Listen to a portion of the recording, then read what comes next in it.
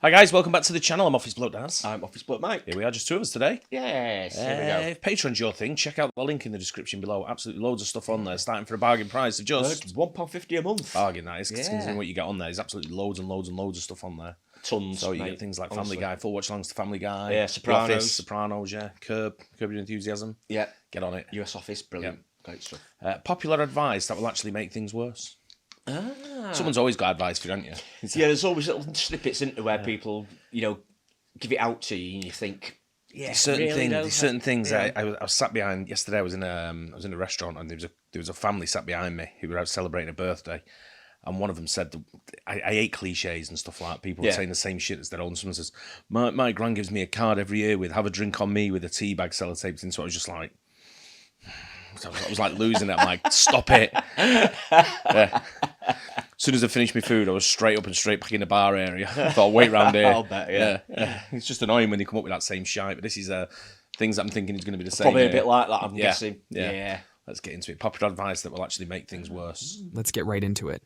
Number 7, the follow your passion fallacy. You've heard it a million times. Follow your passion and you'll never work a day in your life. Here's the thing. Following your passion for career advice is like asking a goldfish for hiking tips. You know what you're passionate about? Scrolling TikTok in bed and perfecting your nacho recipe. Good luck monetizing that. Most people are walking around feeling like failures because they haven't discovered their one true calling. Newsflash.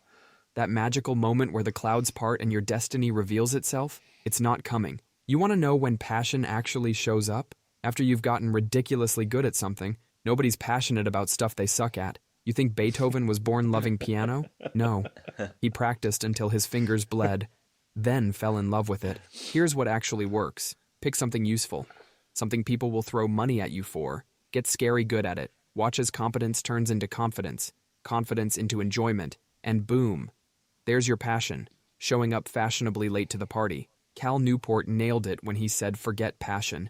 Build career capital instead. Because chasing some vague feeling will leave you broke, job hopping, and explaining to your landlord why your passion for interpretive dance doesn't cover rent. Stop waiting for passion to strike. Start building skills that pay. The passion will catch up when it sees you're going somewhere worth following. Number 6. Yeah, I agree with that. I agree with that. 100%. I do a long time ago. I would never make it as a professional footballer. Yep. Which was my passion. I thought if I could get paid for that, absolutely amazing, all day long. But I knew even when I was at primary school, started in local football. I'm not never going to be a professional footballer, so you move on. I saw there was people way better than me and who had more time and commitment than I did, and I was like, fuck it, I'm not going to do it. They're borderline and they're better than me. Yeah, exactly. So I was like, bin it off. Yeah. Just enjoy it as a hobby. Absolutely, just go with something else, pay the bills, And it's one of them. I enjoy going to work. The reason being is I'm going to be spending a lot of time there. So I need to get into something that I really enjoy doing. And if you get, like you said there, if you get good at it, the enjoyment will come with it. Absolutely. It's a means to an end as well, because it enables you to enjoy other things as well in life, which sort of makes a whole thing worthwhile, doesn't it? So, I'll go with that same. Spot on. The never go to bed angry conflict escalation. Picture this. It's 11 p.m. You're in the middle of a heated argument with your partner, and that little voice in your head whispers, never go to bed angry. So you keep going, and suddenly it's 2 a.m., and you're both saying things that would make a divorce lawyer rub their hands together. Your brain at midnight is basically a drunk toddler with a flamethrower. You're exhausted, your emotional regulation is shot, and your filter is gone. Completely gone. That wise advice about resolving everything before sleep? It's like telling someone to defuse a bomb while riding a unicycle. Sure, it sounds noble, but you're probably going to blow something up. Think about it. When you're running on fumes, even small disagreements turn into World War III. You misinterpret everything, take things personally, and suddenly you're bringing up that thing from 2019 that has nothing to do with who forgot to take out the trash. Meanwhile, sleep is literally your brain's reset button. It's like closing all the tabs on your computer. Suddenly everything runs smoother. After a good night's rest, that earth-shattering argument about the dishwasher, turns out it was just about the dishwasher. Sometimes the smartest move is to say, hey, we're both tired. Let's sleep on this and talk tomorrow. That's not giving up. Yeah. That's choosing not to burn down your relationship at 2 a.m. because someone forgot to buy milk. The morning version of you is calmer, more rational, and way less likely to say something that'll haunt your relationship forever. So yeah, Sometimes going to bed angry is exactly what you should do. Number 5. The fake it till you make it imposter syndrome fuel. You've heard it a million times. Fake it till you make it. Just pretend you know what you're doing, and eventually you will. Yeah, okay. Sure, putting on a brave face for your first day at work can help you push through those initial jitters. But here's the thing. Turning this into your life strategy, that's like building your house on quicksand while telling everyone it's concrete. You're sitting in that meeting, nodding along like you understand the quarterly projections when you can barely spell Excel. Your heart's pounding, sweat's building. Every question thrown your way feels like a grenade with the pin pulled. That's not confidence. That's a panic attack waiting to happen. This constant performance, it's exhausting. You're not just lying to your boss or your colleagues. You're gaslighting yourself into believing you're someone you're not. And that little voice in your head, it knows. It's screaming fraud every second of every day. Think about it. Would you want your pilot faking their way through turbulence? Your surgeon winging it while they're elbow deep in your chest cavity? Yeah, didn't think so. Here's what actually works. When you don't know something, say, I don't know, but I'll find out. Revolutionary, right? Build real skills. Ask real questions. Make real mistakes. Because confidence built on actual competence? That's bulletproof. Confidence built on BS? That's a ticking time bomb. Stop faking it. Start making it. For real this time. Number 4. I was watching a show the other day called Faking It. Have you seen it? It rings a bell, actually. They had a guy on there who was trying to be a market trader in Bolton. Yeah. But he was from London. He was a posh boy from London. Ah, right. And the idea is, can he convince people that he's the real deal? I have seen it. I've seen it. I didn't know it was still going. Years and years ago I saw it. Yeah, I've only saw it the other day for the first time. Okay. Yeah. And he was like, he was super posh, and he turned up to like I think it was like a fish market type thing, and he was in a suit. Right. I can remember this. And the girl went, that ain't going to work. When I saw it, it must have been like 10 years ago, but it was like this really skinny guy. He wasn't very big at all. But Was he a bouncer? Yeah, he was gay. Ah, I did He's see like that. a gay lad, you know, sort of softly spoken, and but then you made him out to be a bouncer and saying he was like a black belt and things like that, and see if he could get away with it. Because it's a good concept. Yeah, it reminds me of the DiCaprio film Catch Me If You Can, which is a true story. That guy, you know, he was ultra confident, but he was really, really clever, wasn't he? The way he did things. Confidence gets you to certain places. Oh, absolutely, big time. Ability stops at a certain point. Yeah. Don't know if, like you say there, you don't know if you're a pilot, you can be confident. Yeah, I'm flying a plane, dress up like one, walk onto the plane like you own it. Yeah. But you ain't gonna fucking get off the taxiway. Exactly. You know what I mean? You ain't moving it. There comes a stage where you've got to back it up. Yeah, correct. So you know, you can fake it to a certain extent, can't you? But you know. Yeah, funny though. Yeah. The everything happens for a reason invalidation of pain. Picture this. You just lost your job. Your relationship imploded. Maybe someone you love is gone forever. And here comes your well-meaning friend with those 5 magical words. Everything happens for a reason. Yeah, no. This phrase is emotional gaslighting wrapped in a motivational poster. When you're drowning in grief or rage, being told there's some cosmic purpose to your suffering is like getting punched while you're already down. Think about what this really says. Your pain? Necessary. Your loss? Part of the plan. That gut-wrenching heartbreak tearing you apart? Apparently it's secretly good for you. You just can't see it yet. It's basically telling someone their feelings are wrong, like saying, stop bleeding.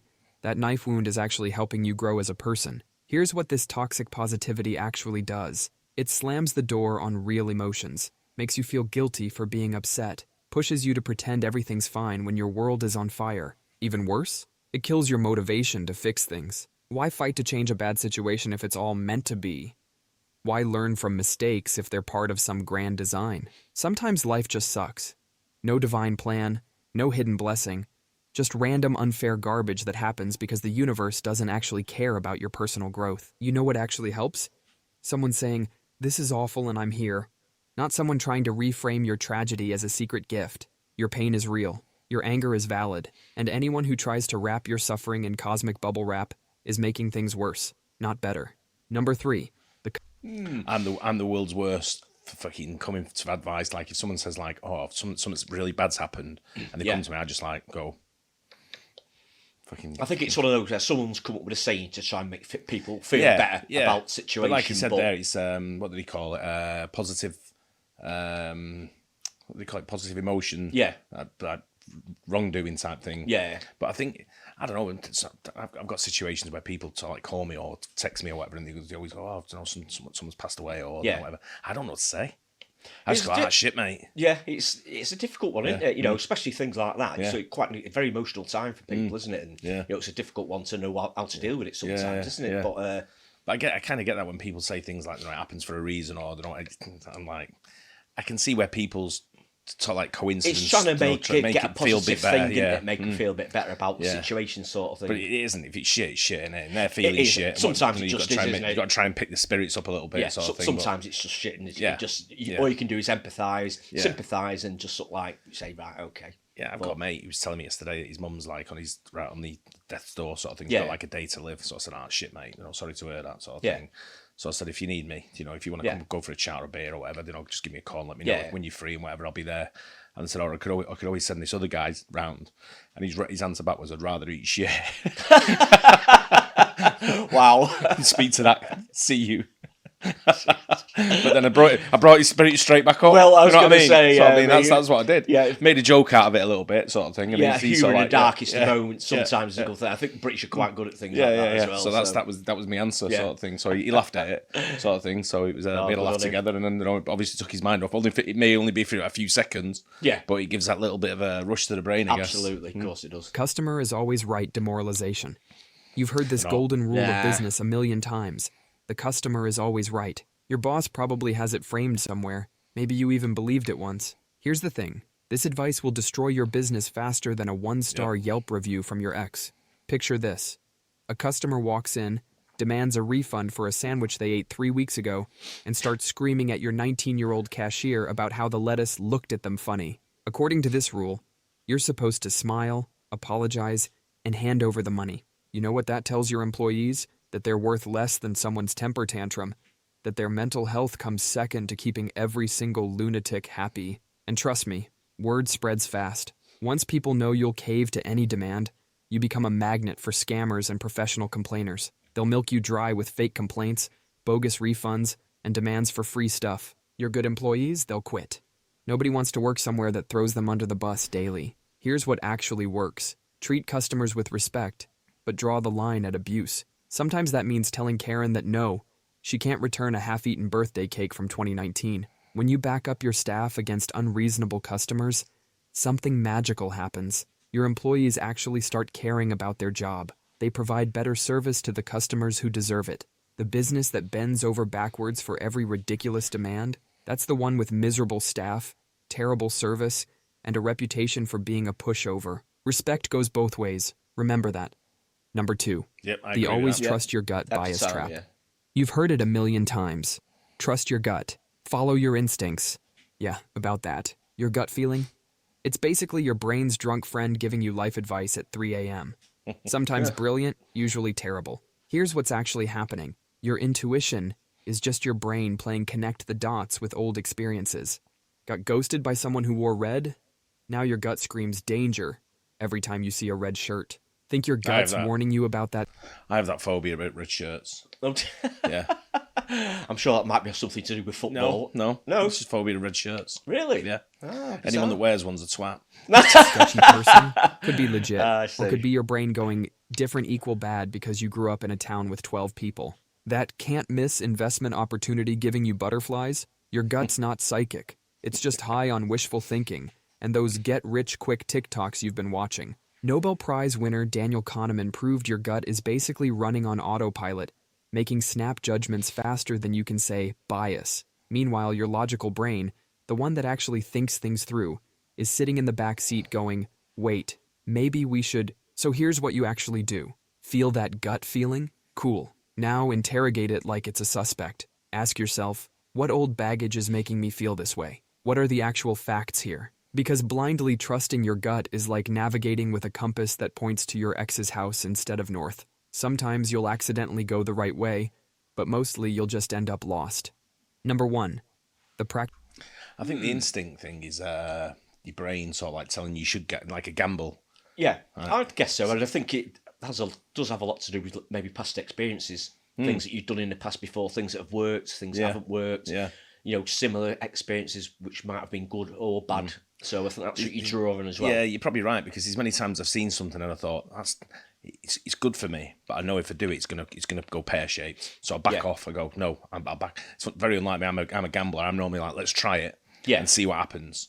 And try and make it work if we can do something like that. But as many times I've gone, nah, that's going to go pear-shaped. Where you've probably experienced it in the past or seen it, or seen it on other things, people do it, you think, you know, on the law of averages, probably not a good idea. Yeah. So that's I've just, also again, seen your the brain. other side where I've opted out of something, and some people I know have gone with it, and it's been a major success. Yeah. And I've gone, missed that. I'm never. I'm never like. I don't get jealous, or I don't get green with envy or anything like that. I always wish people well. I always think that's great you did that. Yeah. You know, and well done you sort of Especially thing. if it's an individual thing. If you've had the chance to do something, whether but it's you've turned anyone, it down, then, you know, if other people do it, then fair play to them. Go for it, They had the balls to do it, or they had they had the know-how how to do it. It goes back to before about experience. Yeah. They had the experience. I wasn't experienced in some of the stuff, and I was like, I'd just be a fucking... It depends how big the gamble is as well thing. sometimes, isn't it? It's like, whether it's like a huge gamble or whether it's one that you can sustain if it fails. Yeah. It probably won't matter too much. So all these things, your brain's working things like that all the Yeah. time. I think even that's gut subconsciously instincts. without you know. Yeah. Practice makes perfect lie. Practice doesn't make perfect. Practice makes permanent. Imagine spending hundreds of hours practicing something only to find out you've been making yourself worse the whole time. Take someone learning Golf. guitar. They practice a song for hours every day, but they're holding the guitar wrong. Every time they practice, they're not getting better. They're just getting really good at doing it wrong. Their fingers learn the wrong positions. Their back learns bad posture. By the time someone points out their mistakes, the wrong way is deeply wired into their brain. Kind of right, because I was saying golf. I mentioned golf there. Golf's one of these. Yeah. Been playing golf for years. Not played for many years now. Yeah. Right, so I went to have a golf lesson the other day. The PGA golfer got my arm and went, put your arm there. Moved it. I was hitting the ball, and I was hitting it, but my downward chop into it was a plus. Yeah. Right? I needed to be a negative. Right, okay. So he just moved my arm slightly to the side, said, now do it. Boom. Every time. Boom. That's it. Boom. I'm like, just that small little thing. Yeah, so you've been doing it Like for say, holding the years. instrument long, holding it wrong. I've been playing for years, been doing all right. Yeah. As soon as he changed my arm angle, it was a bit uncomfortable. Yeah. But getting used to it, It's because I it's was different, hitting it, isn't it? striking the That's ball why. every single time, perfect. There you go. Ready for the PGA now. I'm sure. Now they have to unlearn all those bad habits before they can even start learning the right way. It's like taking the wrong path in a forest and walking it 100 times. Sure, you'll know that wrong path really well. You'll be an expert at getting lost. Your brain loves habits. When you repeat any action, you strengthen those neural pathways. Whether those pathways lead to success or failure, your brain doesn't care. Basketball players practicing free throws with bad form might shoot hundreds of shots a day thinking they're improving, but if their technique is wrong, all those shots are just making their bad form more automatic. The real key isn't just practice. It's perfect practice. That means practicing with intense focus and constantly checking for mistakes. That's all for today. Yeah, bang on. I like this channel, Interesting. mate. Yeah, Very good. Yeah. Yeah, I like the commentary over it. It's sort of like short and sweet, quite sort of... Bang. I think every one of them was bang on. Yeah, And it's, yeah. You know, but I think it's a phrase, practice makes perfect, you know, as opposed to, you know, actually meaning it's truthful, sort of like advice sort of thing. But it's, you know, practicing, when you're practicing stuff, you're going to get better at it. You know? Yeah, I know what you It's I know what you necessarily mean you're along gonna be those perfect, lines. but you're going to improve if you keep practicing at anything. Yeah, you yeah, know? of course you are. It's one of them things. You just little alterations on certain things will make you better. And like you said, there, you hit the nail on the head with a basketball coach. You can hit three throws. You can be all over the place. Never touch, not even be close. Yeah. As soon as someone comes and just moves something and says, "Do it this way, stand this way, hold it this way." Next thing, you're nailing every one of them. Yeah, you that's know? it. Absolutely. It's just small things that other people might see that you don't. Certainly sport-wise, a lot of it is down to technique, isn't it? And getting the right technique to start with. Yeah. You know, but I think certainly golf is so technical. I mean, it's it's unbelievable one of the the way most you stand, frustrating- how you bend your arms, your legs. Yeah, golf and darts, two things, or snooker as well. The sports you play, if you want to class them as sports, that you play, they're so frustrating. Yeah. Because one little movement of an arm, you're in different levels. Yeah, some you know? shots you can do like a professional, like a guy that's earning Yeah, millions of one in pounds a 100 year. maybe. Yeah. But then the rest of the time, it's like, why isn't that shot the same as the last time we did it? Yeah. You know, You're doing everything the same. Yeah. And it just doesn't come out the end that's what product. you It's think not you the are, same. don't you? But Exactly that. Exactly. Well, there you go, eh? yeah, it's really good that anyway. Take Enjoyed the that. advice. There you go. I thought I agreed with every one of them. I thought Yeah, I they're think all so, bang yeah. on. Yeah, go for that. Enjoyed that. Hope you guys did as well. Don't forget to like and subscribe. We'll see you on the next one. Cheers. Cheers.